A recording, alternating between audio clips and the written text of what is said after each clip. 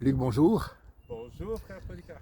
Joie d'être accueilli chez toi, là dans ton beau jardin où tes enfants ont fait des forteresses en glace extraordinaires. Ça me fait plaisir également. Certains me connaissent, d'autres te connaissent peut-être moins dans les différentes paroisses de l'unité Saint-Paul. Est-ce que tu peux te présenter, nous dire un peu qui tu es? Alors, je dirige la chorale à l'église Saint-Louis de France depuis 2013. D'accord. Et tu es Et Terrebonnais? Tu es né ici à Terrebonne? non, je ne suis pas né à Terrebonne. Justement, en 2013, j'y ai déménagé avec ma femme que j'ai rencontrée en Colombie-Britannique où je suis né. Et j'ai commencé dans mon enfance à aller à l'église anglicane sur l'île de Vancouver et on s'est converti, si on veut, à l'Église unie du Canada pendant mon secondaire. D'accord. Il y a des grandes différences entre l'une et l'autre de ces deux églises? Sûrement, oui, j'ai pas étudié ça à fond, mais une différence à laquelle j'ai pensé, c'est que tu m'as demandé de partager la façon dont la parole de Dieu est vécue chez moi. Et dans l'Église unie, on ne parle plus vraiment de la parole de Dieu autant que du témoignage du peuple de Dieu. Et Ah, cela intéressant dit, ça. Quand tu développes ça, tu peux développer un petit peu l'idée là, le concept? ben, je pense qu'on se dit juste qu'il y a plein d'affaires dans la Bible et on ne voudrait peut-être moins citer Dieu dans certains de ces aspects-là, mais de dire qu'il y a eu un cheminement euh, des peuples qui ont eu la foi et qui ont écrit des testaments de cette foi-là. C'est la façon dont on préfère parler.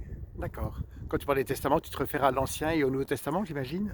En général, oui, C'est mais ça. de tous les livres, L'écriture, toutes la les Bible. traductions qui ont eu lieu au cours des années. D'accord. Donc, est-ce que je commence Vas-y. en parlant de ma réflexion depuis que tu m'as posé la question au téléphone hier? OK. Donc, j'ai pensé à quatre réponses. Et la première, c'est que j'essaie de soutenir le mouvement pour que le gouvernement soutienne le New Deal vert pour Mhm. rapidement assurer une transition vers les énergies renouvelables et mettre fin à l'industrie des combustibles fossiles. Et j'ai rédigé hier soir une lettre au gouvernement, le Premier ministre Trudeau. J'ai été inspiré par cela en entendant une entrevue avec une jeune de 15 ans en Nouvelle-Écosse qui le fait à chaque semaine. Mais j'ai aussi fini dernièrement ma lecture de ce bouquin de Naomi Klein à propos du New Deal vert. Et ce qui est intéressant, c'est qu'à la dernière page de son œuvre, elle dit We were born for this. Et pour moi, cela est une référence au livre d'Esther dans l'Ancien Testament, le chapitre 4, verset 14, où elle se fait dire, Esther se fait dire que on essaie de la convaincre d'agir dans le royaume où elle était impliquée. Peut-être que tu es né pour vivre à cette époque-là. Et Mhm. avec le peu de temps que les scientifiques nous disent qu'il nous reste pour agir sur l'urgence climatique, je pense qu'on est tous en quelque sorte nés pour vivre à cette époque-ci. Ma deuxième réponse, Excellent. c'est que Très organisé, hein, vous remarquerez, tout est là, tout est préparé sur la oui, glace, dans hein, le les fort, oui, glaces, ma dans le maison, fort, voilà, des enfants. j'ai reçu de mes parents un livre pour Noël qui s'appelle I Am That. Donc écrit par un sage de l'Inde décédé dans les années 70, mais qui évoque pour moi I Am, la partie de l'histoire de l'Exode où Moïse rencontre Je suis et accepte par la suite sa mission de libérer son peuple de l'esclavage.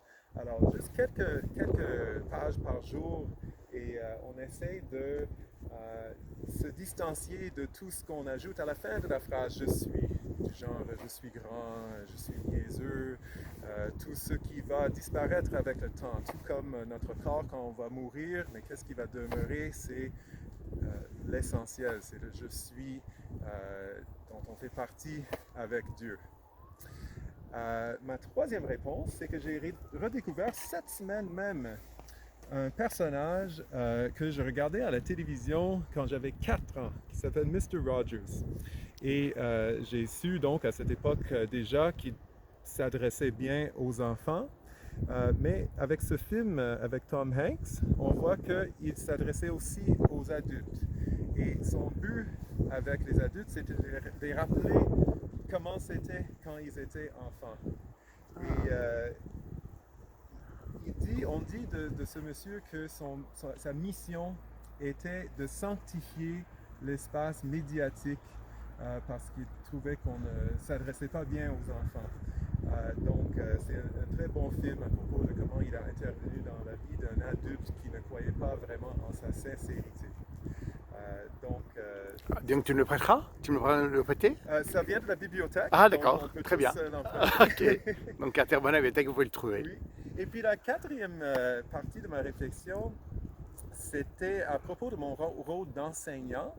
J'enseigne dans la commission scolaire des affluents et je me rends compte particulièrement cette année que parmi les profs, nous sommes très peu qui ne sont pas blancs, alors que nos élèves sont majoritairement, je dirais, d'origine non occidentale. Et de s'imaginer pour eux quel est leur vécu lorsque presque aucune figure d'autorité n'est de la même race ou des mêmes origines qu'eux. Et je pense notamment à l'apôtre Paul lorsqu'il dit qu'il n'y a avec le Christ, il n'y a plus d'Est ou de l'Ouest, il n'y a plus d'hommes ou de femmes, il n'y a plus de ces différences. Ce n'est pas qu'il veut qu'on ignore les différences entre nous, mais qu'on s'interroge de l'effet de ces différences dans la société et de comment on peut se joindre au mouvement pour l'égalité. Alors, ce sont quelques-unes des façons que j'essaie d'intégrer la parole de Dieu dans ma vie. Merci beaucoup, Luc. Et plein de dynamisme dans cette capsule aujourd'hui. Merci à toi. Alors, j'ai une dernière requête. Oui. Je ne sais pas si tu peux le faire, bien que tu es maître de chœur et que la voix, il faut la protéger. Peux-tu arrêter 30 secondes pour être sûr que tous les gens t'identifient bien? Parce que là, tu es tellement bien emmitouflé. Même le haut, là, tu pourrais l'enlever 2 secondes? Ah là là, tu es très protégé, là, voilà. Là, vous reconnaissez Luc, notre sœur de cœur, voilà. Un grand merci, Luc. Merci. Dieu te bénisse. Dieu bénisse sa famille.